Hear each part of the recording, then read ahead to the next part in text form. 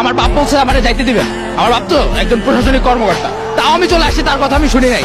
আমার জাস্টিস দরকার। এদিকে লালাই দিতে ছাত্রলীগ, ও আরো সুন্দর। আমার ভাইরা যে মরছে না, আমি সেটা জাস্টিস পাওয়ার জন্য আসছি। সেটা জাস্টিস পাওয়ার জন্য আমি আসছি।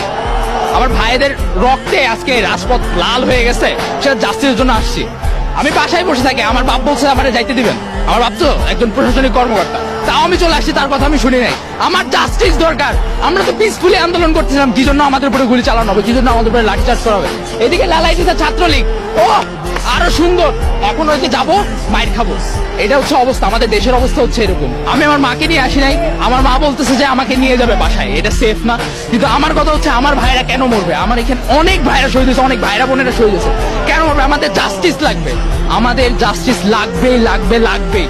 আমার মা আসছে আজকে আমাকে নিয়ে যেতে, আমি আমার মায়ের সাথে প্রোটেস্ট করবো। আমি বলে দিলাম একটা কথা, আর যতদিন পর্যন্ত আমরা এটা জাস্টিস না পাবো, ততদিন পর্যন্ত আমরা রাস্তার মধ্যে শুয়ে রাস্তা ব্লকেট করে মিছিল করতে থাকবো। এরকম বলে দেন সবাই।